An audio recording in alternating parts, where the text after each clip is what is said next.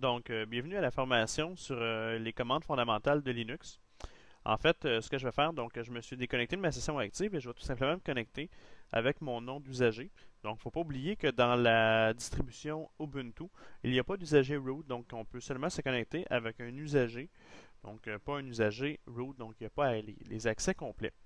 Donc, je suis connecté, on m'informe ici qu'il y a 52 packages qui peuvent être updatés, 29 updates de sécurité. Donc ça ici, on va travailler les updates. On voit ça ici dans les dernières lignes à l'écran. On va travailler là-dessus avec la commande apt qui va faire le sujet d'une vidéo en entier. En fait, la commande apt nous permet d'installer plusieurs logiciels et ajouter, modifier des logiciels.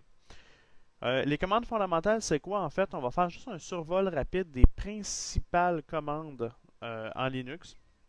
Il y a beaucoup de commandes qui sont similaires à DOS. Donc, au lieu d'avoir dire, qui n'est pas une commande, en fait, qui est une commande qui existe, on utilise ls en Linux qui fait la lecture des répertoires dans lesquels on est. Donc, si je fais, par exemple, cd espace slash, donc je vais me trouver à la racine de la partition système, donc à la racine de mon disque dur si on veut.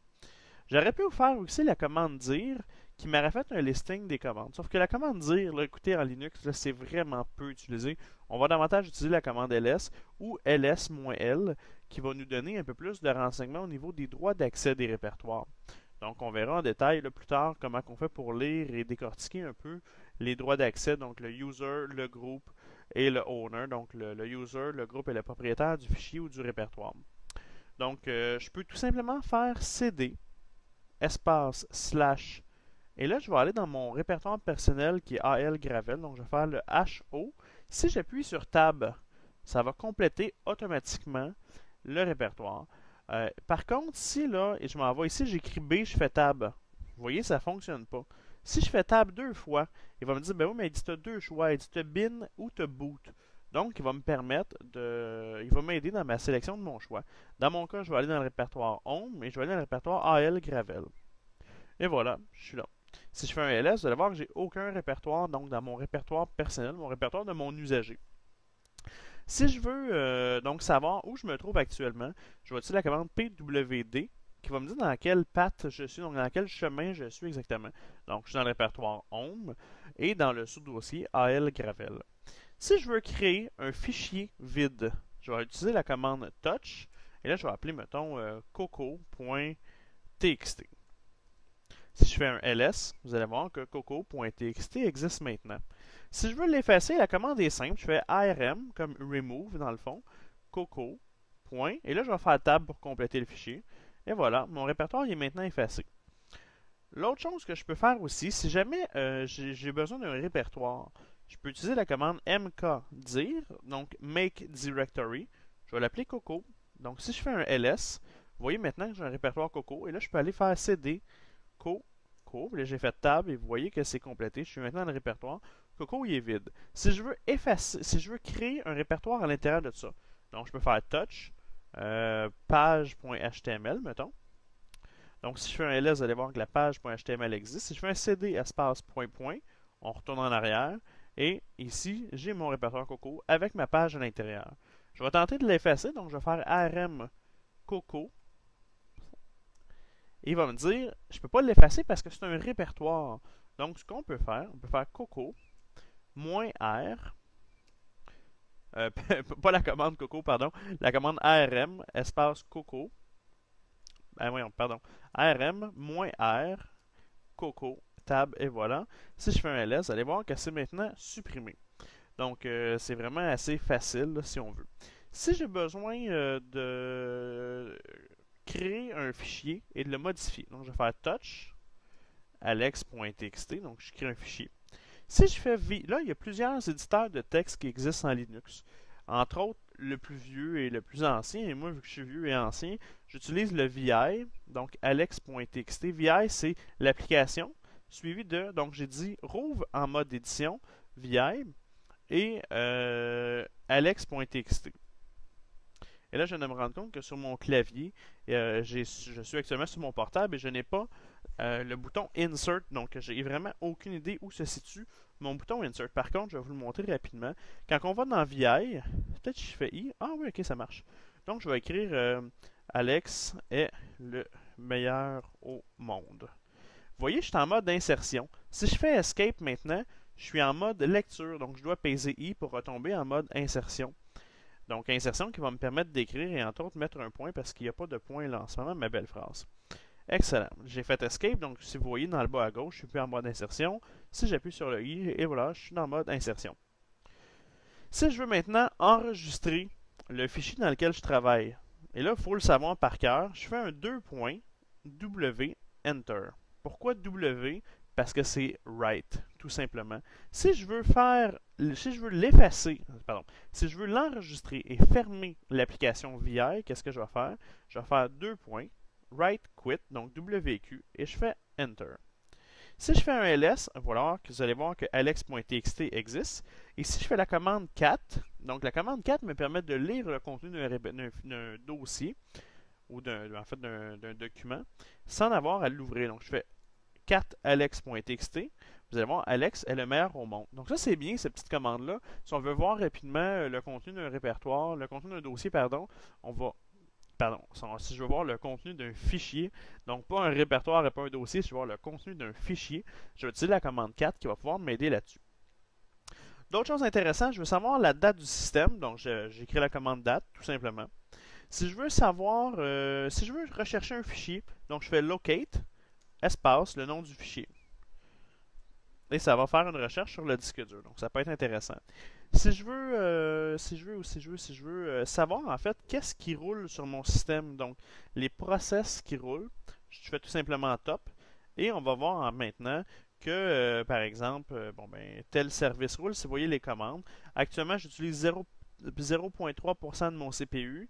Au niveau de ma RAM, j'utilise combien actuellement? J'utilise 379. Pardon, total, j'ai 380 MB, j'en utilise 286, il reste 92 MB de RAM disponible. Donc, il y a beaucoup de choses qui sont intéressantes en top et je vous invite à consulter ça, à consulter cette application-là, qui est vraiment très intéressant. Puis, s'il y a quelque chose qui gèle, donc vous avez ouvert VI puis ça gèle, ce qui est vraiment très rare, c'est possible de prendre le PID, donc dans la colonne PID, exemple MySQL qui est à 481. Donc, je peux faire CTRL-C pour sortir de là, dire kill 481. Et là, il dit l'opération n'est pas permis. En fait, c'est normal, j'ai pas le droit. Moi, je suis juste un usager, j'ai pas le droit de fermer une application. Donc, je dois utiliser la commande sudo qui va me permettre d'être le roi du monde. Donc, d'exécuter une commande en tant que super user. Donc, super user do, la commande sudo. Sudo kill 481. Et là, immédiatement, après avoir rentré mon mot de passe, il va fermer l'application et là, il ne laisse aucune chance. C'est pas comme sous Windows où que l'application tente de fermer et ne fonctionne pas. Quand on fait quelque chose, écoutez, ça marche directement. Si vous voulez redémarrer la station, vous devez faire un shutdown, espace "-r", espace 0. Et là, il me dit, je dois être un root. Mais écoutez, c'est encore normal. Le système ne peut pas être fermé, à moins que je sois un root. Donc, je fais sudo shutdown, la commande shutdown, -restart, espace 0. Ça, c'est le nombre de secondes avant le redémarrage. Donc, moi, je dis 0. Et voilà, il est en train de fermer la machine. Il va la redémarrer. Donc, il y a deux autres commandes qui sont intéressantes et que j'ai parlé là. En fait, j'ai pas eu le temps de parler. Il y a la commande add user. Donc, je vous invite à travailler avec add user, ADDUSER, qui vous permet d'ajouter un utilisateur.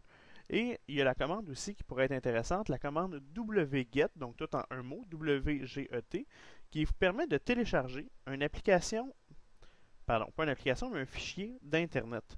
Donc vous donnez, regardez bien ça, on va le faire ensemble. Si vous avez un écran comme ça qui a plusieurs choses décrites, vous pouvez écrire la commande clear qui va vous permettre d'effacer votre écran.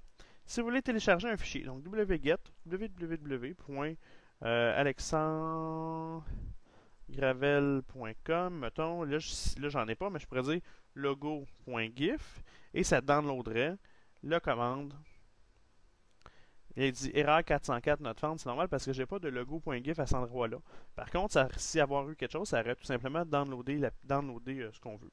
Je peux faire add user, par contre, encore là, il va falloir que je sois un root pour faire un add user parce que c'est ajouter un utilisateur. Only one of the two names allowed. Ah oui, ok, ben oui, pardon. Sudo add user, et là, je vais l'appeler Claude, par exemple. Donc, j'ajoute un usager qui s'appelle Claude. Et là, il va me dire c'est quoi son password Unix. Donc, parfait, je vais lui rentrer un mot de passe. Il me demande de l'entrer à nouveau. Son nom, il va s'appeler Claude. Son root number, je lui en mets pas. Son workflow, il n'y en a pas. Son lui, il n'y en a pas, il n'y en a pas. Il nous demande des informations pour constituer la base de données. Est-ce que c'est correct? Oui. Et là, si je m'en vais dans CTRL ALT F2, évidemment, je suis sur mon Mac et j'arrive pas à faire CTRL ALT F2. Parce que le F2, en fait, c'est la puissance de l'écran. Donc, j'ai fait tout simplement Exit. Et là, je me connecte en tant que Claude. Et voilà, je suis rentré en tant que Claude. Donc, c'est très intéressant. Donc, on a vu à date la commande CD. On a vu la commande ls qui nous permettait de faire dans le fond, la lecture du répertoire. La commande pwd qui nous donnait l'espace, en fait, l'endroit où on est situé. La commande date qui nous donnait la date. La commande locate qui nous donnait la place où on est. On a vu la commande top et la commande kill. On a vu la commande vi qui nous permet d'éditer des textes. Et on a vu la commande wget pour télécharger des fichiers. On a vu la commande add user qui nous permet d'ajouter un utilisateur. On a vu la commande password qui n'existait pas. Effectivement, c'est une autre façon de le faire. Je me demandais si c'était dans la distribution Ubuntu si on faisait ça comme ça. On a vu la commande pour faire un reboot, donc sudo shutdown-r0. On a vu la commande rm. On a vu la commande rm-r. On a vu sudo. On a vu cat. On a vu touch. L'autre chose aussi qu'on pourrait faire, on pourrait faire un touch coucou.txt ls, donc on voit coucou.txt. Je peux faire maintenant un copy de coucou.txt en coucou2.txt. Et là, ce que je vais avoir à ce moment-là, c'est deux fichiers. Donc, j'ai fait une copie que je pourrais par la suite, si je voulais, enlever la copie originale. Donc, rm coucou.txt, j'aurais enlevé. Donc, on a vu aussi la copie. Et on fait la même chose si on veut faire un déplacement. Donc, on fait mv, l'emplacement du fichier original. Donc, je peux faire /home /Claude.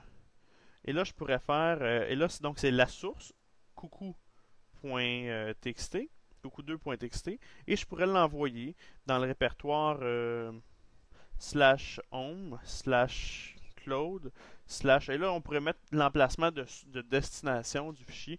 À l'occurrence, là, je n'ai pas créé de répertoire. J'aurais dû créer un répertoire, on aurait pu le faire. Donc, c'est aussi simple que ça. C'est des commandes qui ressemblent étrangement à des commandes qu'on a vues en DOS. Par contre, c'est des commandes Linux. Et vous voyez que dans le fond, Linux, c'est pas si compliqué que ça au niveau des commandes. Dans les prochaines vidéos, on va voir un peu comment on installe des applications et comment aussi qu'on va modifier certains fichiers pour que ces applications-là fonctionnent. Donc, écoutez, il n'y a rien de super compliqué. En fait, c'est très facile. Et on va aussi voir comment on travaille sur les cartes réseau. Donc, comment on fait pour changer des adresses IP sur une carte réseau. En fait, on va tout simplement éditer un fichier texte et on va redémarrer le service des cartes réseau. Donc, c'est relativement simple. Donc, je vous remercie beaucoup et bonne fin de journée.